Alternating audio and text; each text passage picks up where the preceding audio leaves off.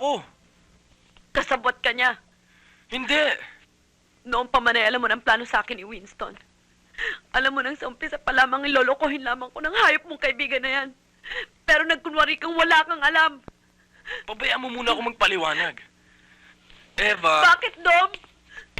Bakit ang mga katulad ko lamang ang kaya ninyo?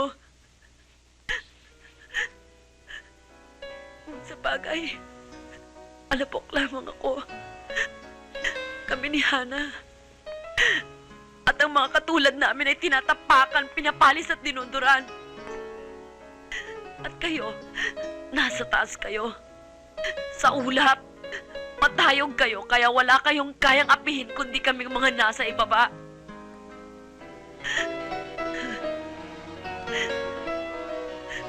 Sayang. Minahal ko si Winston. At ikaw, dinuri kitang isang tunay na kaibigan. Pero bakit? Bakit niyo akong ginawang isang... Hindi ako...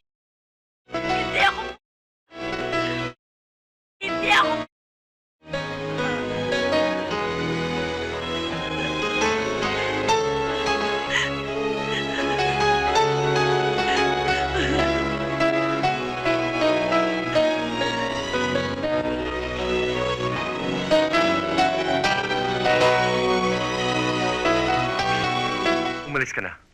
Saka na natin pag-usapan to. Mas mabuti pa siguro wag na natin pag-usapan pa. Pakasalan mo si Eva, Winston. Tama ang mama at si Carol. Hindi kami bagay ni Eva. Hayop ka nga. Ginamit mo lang si Eva. Pinaglaruan. Pinagsawaan. Ginawa mo lamang siya isang parausan. Sabihin mo lang gusto mong sabihin. Tapos ka na, makakalis ka na. Sasama Ano ka ba? sa akin. Kung hindi ako nagkakamali, ikaw ang nagsabi kay Eva na pinalitan ko na siya. Kaya niya kami nasundan ni Leia. Pues, Dom, iyong-iyo na siya. Dom, Winston, anong ibig sabihin nito? Sabi na nga ba yung dalawang yan may kaugnayan pa kay Eva Baron eh. Tayo na sa loob, huwag tayo makialam. Chris, ano ba? Kasangkot na kapatid ko sa usapang ito. Dom, magpaliwanag ka. Umalis ka na. Ang anak ninyo. Ginawa akong ibinahay si Eva Baron. Pinangako ng kasal at ngayon ay... Dom, Winston, tama na! Stop! Tama na! Umalis ka na. And don't you ever come back. Hindi kita kaibigan.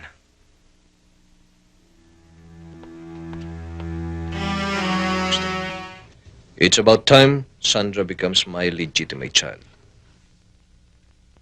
Kasal, Jim? Hindi, Jim? walang kasal. Isipin mo ang kinabukasan ng ating anak. That has been my priority ever since. Alam mo yan, Jim. Lalaban ba ako? Magpapakababa ba ako ng ganito?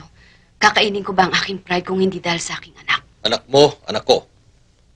Kung hindi ka Sandra, tatanggapin mo kita rito. Magtatagal ka ba sa bahay na ito? At tatanggapin ko ang kahihiyang ito? Oh, ilan taon tayo magkasama sa isang bubong, Christy? Dahil sa anak ko. Kung hindi kasal, ano, Jim?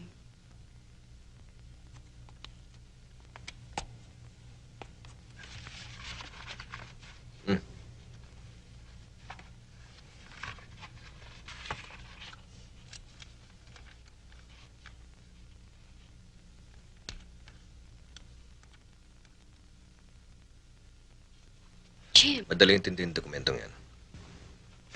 palalabasin mong tunay siyang kapatid ni Roxanne at Panganay namin ni Miding. yun lang bang paraan? Sa batas ngayon, magkapantay na ang legitimate at illegitimate children. Kailangan pa ba ito? Mas malaking bahagi ang mapupunta kay Roxanne sapagkat siya ang tunay na anak namin ni Miding. Ang gusto ko, pagpatay na ako, pantay lamang sila ni Sandra. Mahirap bang intindihin yun? Pinatatawa mo ako. Ang totoo, pinagmamalupitan mo si Sandra. Ipinagkakait mo sa kanyang tunay niyang ina. Christy! Ikaw ang magiging malapit sa ating anak kapag hindi mo tinanggap ang proposisyon na yan. Inilalayo mo sa akin si Sandra. Inilalayo mo si Sandra sa isang maganda at maayos na kinabukasan. Even when the patient is ambulatory or exhibits relatively mild symptoms, there should still be no delay in recommending operation due to the ever-present possibility that Kasi there will naman be kung sino yung hemorrhage wala, yun ang hinahanap due eh. to tubal rupture, Paano siya or papasa kung abortion. di siya pumapasok? Are there any questions so far? Thank you.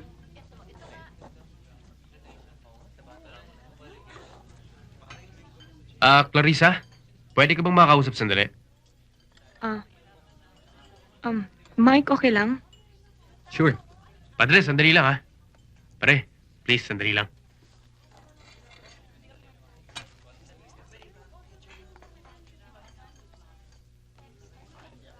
Ano bang nangyari sa'yo? Ba't ngayon ka lang? Sige, kumain ka na muna. Ikaw, Kumain na ako eh. saan? Bakit ka nag-absent na naman? You missed a very important lecture. Nasisante na naman ako sa trabaho. Palagay ko may kagawa na naman ang mama ko rito eh. Pinagamit niya yung impluensya niya para masibak ako sa lahat ng trabaho pinapasok ko. Litong-lito na nga ako eh. Hindi ko na alam kung anong gagawin ko. Gilbert, sumuko ka na. I mean, sayang naman kung ihinto mo yung pag-aaral mo. Iilang steps na lang nandun ka na. Pero dahil sa false pride, hindi ka makakatapos? Gilbert, hindi ka mananalo sa mawa mo. Salamat naman at may tiwala ka sa akin. Bilib na bilib ka. Matagal nang patay ang dahilan ng pag-aaway ninyo mag-ina. Nandito naman ako. Patawarin mo na siya. Huwag mo sayangin ang buhay mo. Ba't naman masasayang ang buhay ko? Mabuti nga ito't naghahanap ng trabaho eh. Para matuto akong kumayod sa sarili ko. Sige na, lumalamig na yung pagkain mo. Kainin mo na yan. Wala na akong gana.